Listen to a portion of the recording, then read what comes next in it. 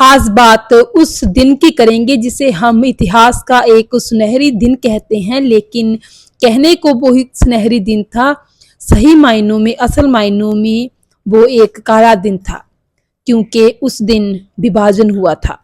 दो देशों का ही नहीं, बल्कि एहसासों का भी, जज्बातों का भी और दिलों का भी। और जिस विभाजन के कारण बहुत ज़्यादा खून खराबा भी हुआ था, दंगे फसाद भी हुए थे। 15 अगस्त के उस दिन को सूरज जब चढ़ा होगा, तब ये किसी को नहीं पता था कि ये सूरज अपने साथ क्या क्या मातम लेकर आएगा। तो 14 अगस्त को ही दो टुकड़े कर दिए गए थे आधी रात को, भारत और पाकिस्तान में। हिंदू आबादी हिंदुस्तान में रहेगी ये डिसाइड हुआ था, और मुस्लिम आबादी पाकिस्तान में रहेगी। 1 करोड़ से भी ज्यादा लोगों को अपने अपने देश की मातृभूमि को छोड़ के जाना पड़ा था। अधिकारित तौर पर 1 लाख से भी ज्यादा लोगों को मौत के घाट उतार दिया गया था। और इस तरह साथ में रहने वाले भाईचारे के लोग, हिंदू, मुस्लिम, सिख, सभी जो एक दूसरे के साथ बहुत मित्रता प्रेम से रहते थे, वो एकदम ही एक दूसरे के दुश्मन बन गए थे। और जिस बेरहमी से एक दूसरे का उन्होंने कत्लेआम किया, इतिहास में ऐसी उदाहरण दूसरी शायद ही कोई मिलती हो। भारत पाकिस्तान का जो बंटवारा हुआ था, उसमें 1.4 करोड़ लोगों का विस्थापन हुआ था। विभाजन के बाद 72,26,000 लोग भारत छोड़ पाकिस्तान चले गए थे, जो कि मुसलमान थे, जबकि 72,49,000 हिंदू और मुस्लिम पाकिस्तान छोड़कर भारत लौट आए थे। इस दौरान जो दंगे भड़के थे, उसमें 10 और 15 लाख लोग मारे गए थे, यानी कि 10 से लेकर 15 लाख के बीच बीच गिनती थी जो लोग मारे गए थे। और 75,000 और 1 लाख के बीच लगभग महिलाओं के साथ बलात्कार हुआ था, अपहरण भी हुए थे और कत्ल भी हुए थे। तो इस तरह ये जो मामले सामने आए थे, वो 13 अगस्त 1949 को लाहौर में अमृतसर के लिए एक ट्रेन रवाना होती है, लेकिन उसमें एक भी जिंदा इंसान अमृतसर नहीं पहुंचता। ट्रेन में सवार होने से पहले ही सिखों और हिंदुओं का कत्लेआम कर दिया जाता है। तब पंजाब बंटवारे की आग में जल रहा था।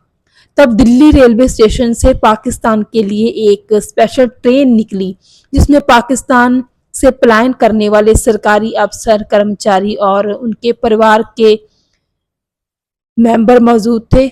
इस पाकिस्तान स्पेशल ट्रेन को दिल्ली से विदा किया गया था, पर जैसे ही ये ट्रेन पटियाला स्टेशन पर पहुंची, तो उस ट्रेन पर हमला बोल दिया गया, जिसमें एक महिला और एक बच्चे की मौत हो गई। ये पहला हमला था किसी ट्रेन पर जो हुआ था। जब ये खबर कराची और लाहौर में पहुंची, तो फिर बदले की आग भड़कने लगी। फिर उन्होंने अमृतसर वाली पहली ट्रेन को निशाना बनाया। जब ये ट्रेन पाकिस्तान से अमृतसर उतरी, तो उसमें एक भी जिंदा इंसान नहीं बचा था। ट्रेन के आखिरी डिब्बे पर दिल दहला देने वाली बात लिखी हुई थी। लिखा था, पटेल और नेहरू को आज़ादी का ये तोहफा मुबारक हो। दरअसल ये जो बंटवारे की नींव थी, ये काफ़ी समय पहले ही रखी जा चुकी थी। 18 जुलाई 1947 को भारतीय स्वतंत्रता अधिनियम को स्वीकृति मिल गई थी। इसी के साथ अंग्रेजों ने देश को 2 टुकड़े में बांटने का भी ठान लिया था। उन्होंने इस काम के लिए लंदन के एक वकील सर सिरिल रेडक्लिफ को चुना, जो कि कभी भारत आए भी नहीं थे और ना ही उनको भारतीय संस्कृति, भारतीय रहन सहन का बिल्कुल अंदाजा था। उन्होंने सिर्फ एक लकीर मारनी थी नक्शे पर, बस अपना काम करके लौट जाना था। उनको बिल्कुल आवाज नहीं था कि वो जो काम कर रहे हैं, करने जा रहे हैं, उसका नतीजा क्या होगा, कितनी जिंदगियां खराब हो जाएंगी उनके एक इस कदम से।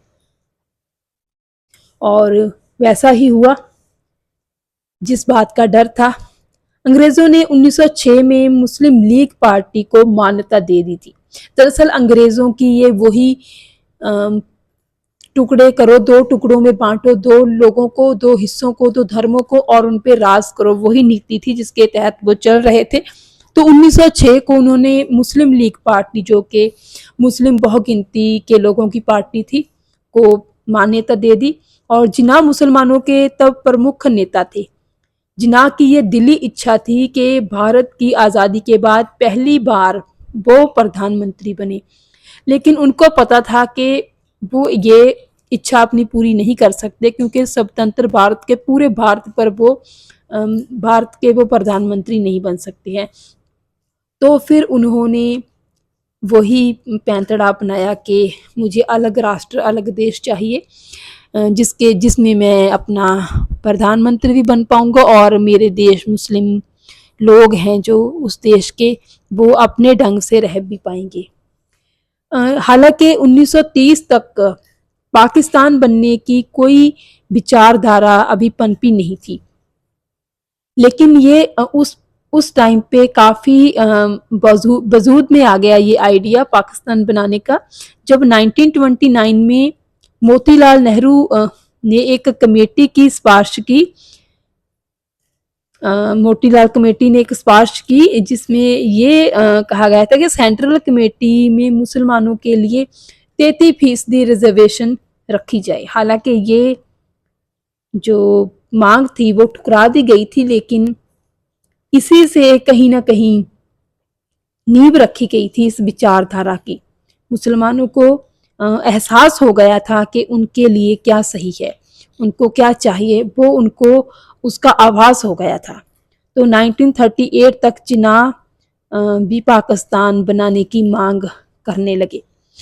इसके अलावा दूसरी विश्व युद्ध के बाद अंग्रेज़ों को भी ये पता लग गया था कि भारत में स्वतंत्रता जो संग्राम है वो जोर शोर खरोश से आगे बढ़ रहा है। अब वो भारत में ज़्यादा देर तक राज नहीं कर सकेंगे, तो इसी तरह उन्होंने भी भारत को छोड़ने का ही मन बनाया, लेकिन वो जाते जाते अपना वो दांव तो खेल ही गए, जिससे वो भारत और पाकिस्तान के दो टुकड़े कर गए। और भारत और पाकिस्तान के विभाजन के लिए जिन लोगों को अहम जिम्मेवारी दी गई वो थे एच.एम. पाटिल और चौधरी मोहम्मद अली। इन्होंने विभाजन में अहम भूमिका निभाई। इसके अलावा जो लॉर्ड माउंटबेटन थे, वो इस सारी प्रतिक्रिया के कर्ता धर्ता थे, उनके पास हर चीज़ की रिपोर्ट जाती थी। आपको ये जानकर हैरानी होगी कि देश की आज़ादी जब हुई तो सिर्फ ज़मीन की आज़ादी ही नहीं हुई, देश का जब बंटवारा हुआ तो सिर्फ ज़मीन का ही बंटवारा नहीं हुआ, बल्कि हर एक चीज़ का बंटवारा किया गया। सरकारी दफ्तरों की मेज़ कुर्सियों से लेकर किताबों, टाइपराइटर तक बांट दिया गया।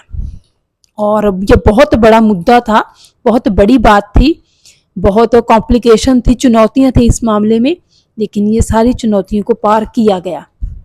और जैसा सभी जानते ही हैं कि एक तयशुदा रकम देनी तय की गई थी भारत की तरफ से पाकिस्तान को, जिसकी पहली किस्त 20 करोड़ रुपए भारत ने अदा कर दी थी, और उसके बाद पाकिस्तान ने कश्मीर पर हमला कर दिया। फिर जो बाकी 55 करोड़ बाकी थी वो भारत ने रोक ली थी उस टाइम पे, क्योंकि भारत को इस बात का खदशा था कि कहीं ये जो रकम पाकिस्तान को हम अभी देंगे वो इसका दुरुपयोग न कर ले भारत के खिलाफ किसी बात पर, अपनी सेना के लिए या किसी और गतिविधि के लिए।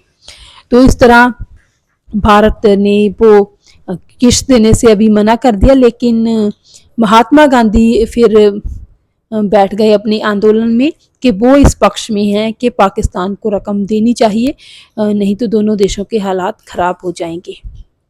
तो इस तरह जो ये बंटवारा था वो हुआ, लेकिन इस बंटवारे से जितना नुकसान हुआ उतनी भरपाई नहीं हो पाई, और आज़ादी का जश्न भी कहीं ना कहीं बीच में ही एक चुभन बन के रह गया, क्योंकि आज़ादी अपने साथ जो विभाजन लेकर आई थी, जो बंटवारा लेकर आई थी, वो अपने आप में इतना ज़्यादा उदासीन और दुखदाई था कि आने वाली पीढ़ियाँ भी इस दुखद घटना को महसूस करेंगी, महसूस करती हैं और करती रहेंगी, और बहुत एक दुखद घटना के रूप में ही जारी किया जाता है, खासकर पंजाब के लोगों के द्वारा, जिन्होंने अपने बड़े बुजुर्गों से ऐसी कहानियाँ सुनी हैं कि बंटवारा कैसा था, किसा कैसा माहौल था, क्योंकि उस टाइम पे के लोगों को, चाहे वो भारत के हों चाहे पाकिस्तान के हों, अपने घर, अपने खेत, अपने पशु जानवर सभी कुछ छोड़कर,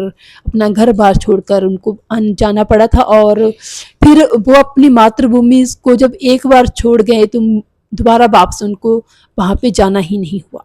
तो इस तरह आज़ादी का जो जश्न था वो विभाजन और बंटवारे के शोक में कहीं ना कहीं गुम हो गया, और फिर भी हम लोग आज़ादी मनाते हैं, लेकिन सही शब्दों में अगर देखें तो ये काला दिन ही था भारतीय इतिहास के लिए।